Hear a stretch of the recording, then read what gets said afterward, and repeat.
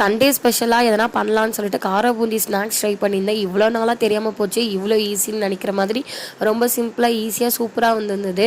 அம்மா 2009 2021 22 வரைக்குமே மாடு வளர்த்துருந்தாங்க. அதுக்கப்புறம் கோயம்புத்தூர்லாம் வந்தால் ஸ்டே பண்ண முடியலன்னு சொல்லிட்டு விற்றுட்டாங்க. மாடு மட்டும் வளர்க்கலை, நாய் பூனை என்னையும் என் தம்பி சேர்த்தே வளர்த்துருந்தாங்க.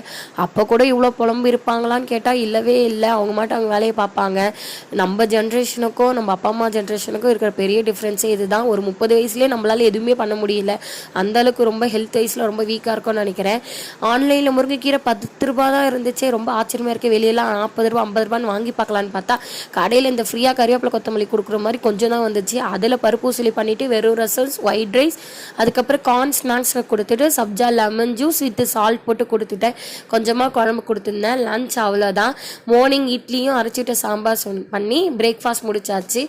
இந்த மாதிரி டிஃப்ரென்ஸ் நீங்கள் எதனா ஃபேஸ் பண்ணியிருக்கீங்களா?